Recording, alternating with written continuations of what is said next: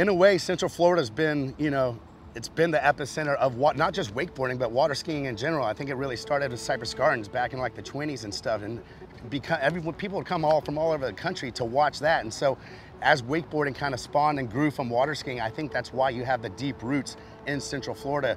And through the years, you know, I don't know how it became, but like if you were gonna become a pro wakeboarder and make it, you somehow had to go through Orlando. You know, when I first arrived to Orlando, I actually rode with Scott Barley, CC Roberts, Gator, a couple of those guys. That was when I first arrived. Then we started kind of seeing people from all over the country. Everyone kind of discovered Orlando, and it just instantly was a good spot to ride. So yeah, Orlando is a very welcoming place from people overseas. You had the Australian contingents that were here. They had to leave Australia to come here to make it in wakeboarding. I don't know anyone to this day, maybe one or two riders, boat riders, that have made it without spending time in Orlando. It was just something you had to do. You had to come ride with the boys. You had to come do photo shoots, do video shoots. It was more than just contest results. You had to be, you know, a fun person to be around. We were all ambassadors for this sport, and it's not just an individual pursuit. You need your crew. You need your boat driver. You need people on the boat. You need filmers, photographers. So that took, you know, an introvert wasn't necessarily going to be successful in the sport without a good support crew.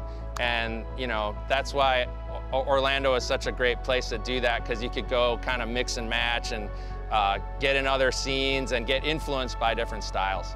It was just like this magical world that like just existed here. And I mean, I was just blown away to actually be a part of it. Yeah, it's crazy. You know, there's been a bunch of Florida boys within wakeboarding, myself, Byerly, Darren Shapiro, but you know, there's a lot of outsiders that came and migrated here from Chad Sharp in Canada, Rusty in Canada, Eric Ruck from the Midwest. You got all the Australians from Harley to Rappa to Tony. It's crazy, man. Everyone pretty much comes down here and migrates and moves down here and makes Florida their home. Bro, I mean, you can call up any one of your buddies. They live within 5 minutes of you, and you can ride with every single pro wakeboarder that there is. Like, Orlando is absolutely perfect for what we need. We have thousands of freshwater lakes. We all live on the lakes. We'd walk out of our backyards and go ride for a few hours, you know, where in other places, back home in Australia especially, it's like a 5-hour ordeal to wakeboard. So for me to come over here and be in the hub and be right in the heart of everything and just walk out of my backyard and go ride, it's incredible, man. It's pretty obvious, like, once you start paying attention to the sport, that most of the top riders live in Orlando, and so it's just kind of I always knew this is the place where I'd probably end up, because you don't have to live in Orlando to be a pro wakeboarder. You know, you can do it from anywhere. It's just a little bit easier in Orlando. Just so easy to do in wakeboarding everywhere in Orlando. There's a boat everywhere, a lake everywhere, and then everyone's really good. Like, even when I was like 10, like, there's not much young kid back in Japan as well. So definitely like surprised me, and yeah, it was a crazy experience. Coming to Orlando for the first time was pretty intimidating. My brother and I had a bit of a name in Australia, and I'd already have covers with Wake magazine and Boarder magazine, with two Australian magazines in Australia, and basically thought I was something or someone. And then what happened was, coming to the US was just like a big rude awakening that I was a rookie and no one again. It was definitely tough, but it was, you know, coming here was the best choice I made for sure. No matter where you are in the world, I feel like coming to Orlando is where you need to come to prove yourself. I mean, you can kind of think about it, it's kind of like the North Shore of wakeboarding. One of the things for me that was so interesting is whenever we came to Orlando is to see the scene, like the social scene, the downtown scene, like Orange Avenue in downtown Orlando was like this crazy party every night. And wakeboarders were like rock stars, and it was nuts. That was huge for me. I feel like if I didn't go out and party downtown Orlando on Wall Street when I first got here, I would have never met any magazine editors or any full status pro riders at the time. And it was like the full connection point. You know, wakeboarding is bumping, and you know, especially downtown Orlando, like where, you know, all our riders are like treated as pretty much legends, you know? You basically have to live here to become in that scene. There was all the opportunity of video and photography, you know, everything kind of happened here. And parks going downtown are being somewhere, Parks is famous, you know, and there's a group of the wakeboarders that are like super popular, famous kind of guys throughout Orlando. It was a scene that, you know, if you were in, you were in, and if you weren't, you weren't. So even up till today, Orlando still is basically the hub of wakeboarding. You still get riders from all over the world coming here to stake their claim and make their mark and try and make it in the industry. You have guys like Massi Pifferetti from Italy, Sam Brown from Australia, Shota Tezuka from Japan, Luca Kidd from the UK, and even kids from the US like Gunther Okas from Cincinnati. He moved down here to make his mark, and he's one of the best riders in the world right now. So you still get this, you know, collective, you know, international group coming here to make their mark, and it's really cool to see.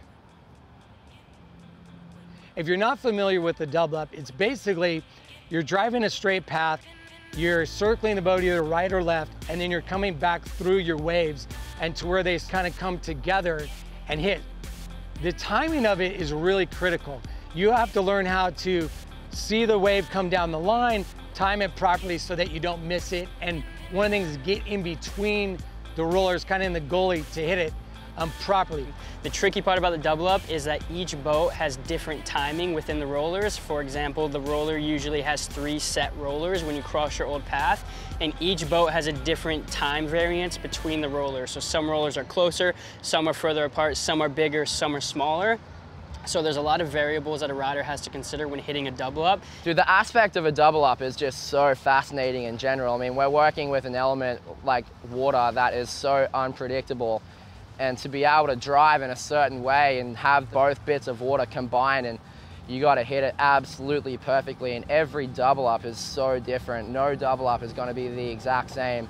I mean, the double up's a combination of a bunch of people, you know. You got the driver that can mess the double up for you, and you got the rider that has to see this roller coming in, timing out where you've got to be at a certain spot, and then you get down there, then it just obviously doubles up, you get this big old boot.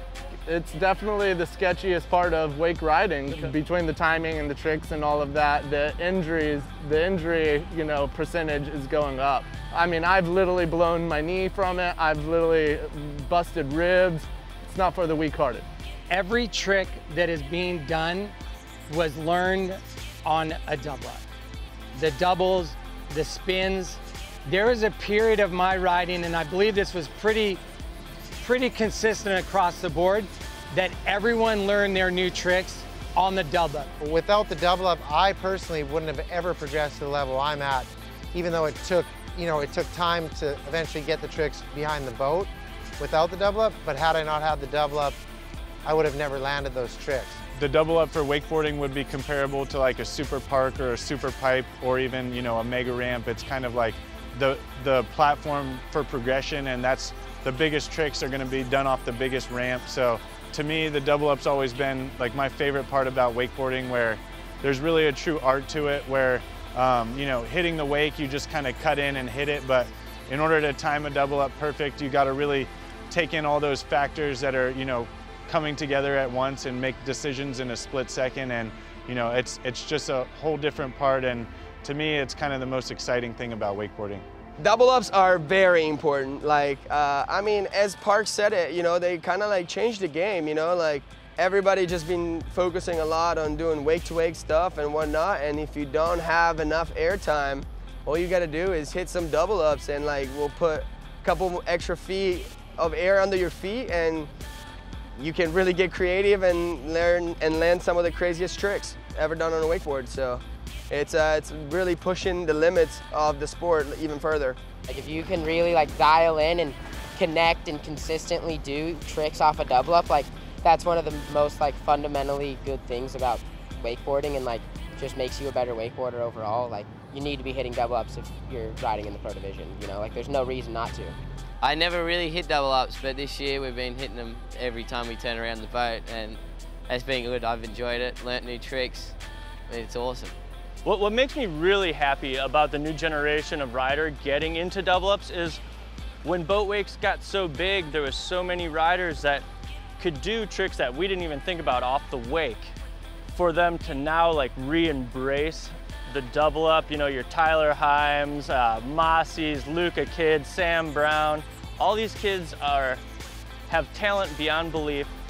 Conceptually, tricks that we never even would think were possible, I mean, is something that they're just visualizing and executing.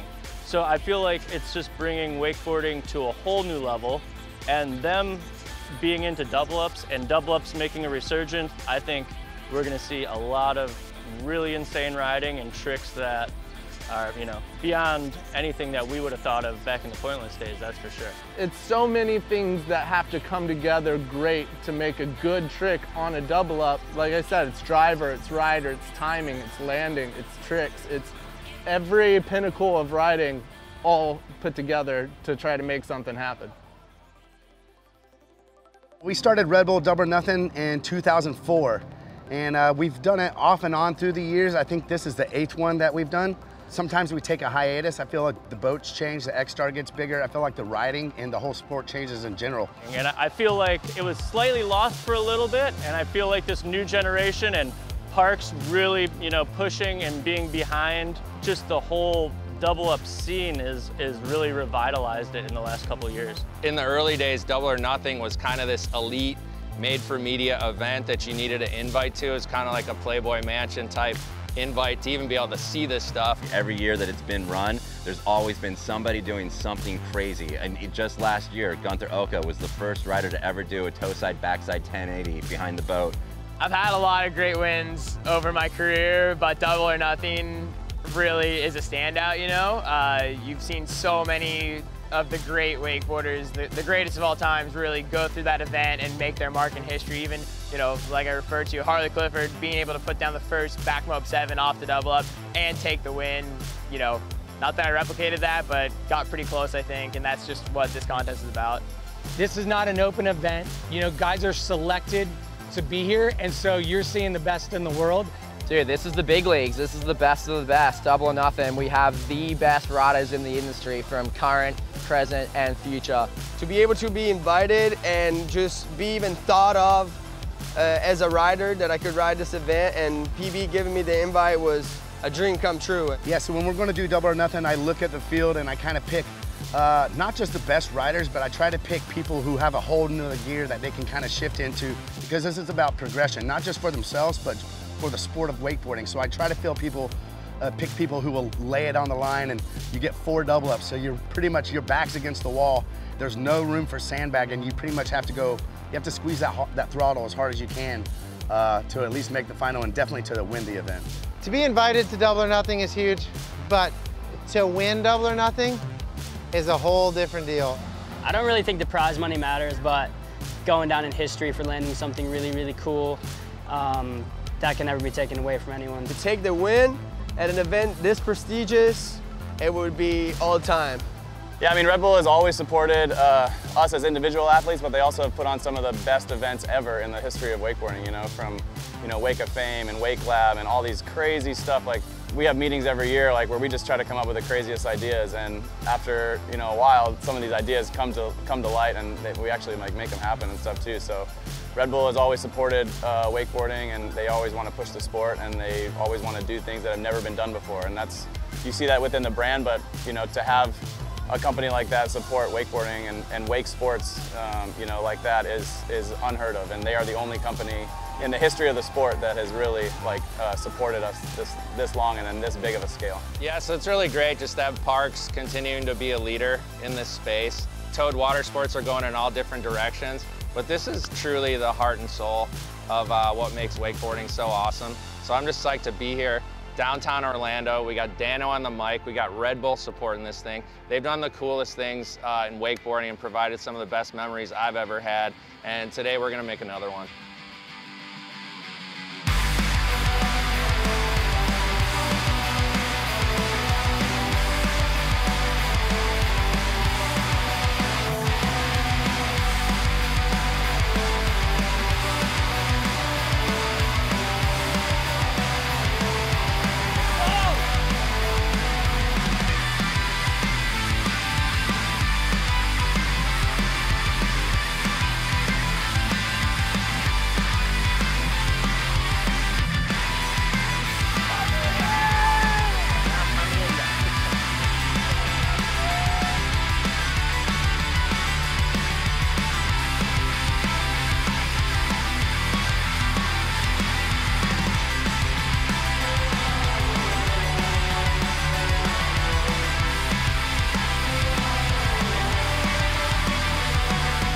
A day like today means absolutely everything. I've dreamed about, like, you know, with my best friends, be all in the finals together, and like, you know, we all gonna go 1, 2, 3. It's gonna be all of us having a good time and just battling it out. Do it today with my best friend, Ty, Luca, Sam, in a 4-man final. Like, it was everything. Like, I dreamed about this day for years. Today is probably like one of the best days of my life. No doubt, no cap.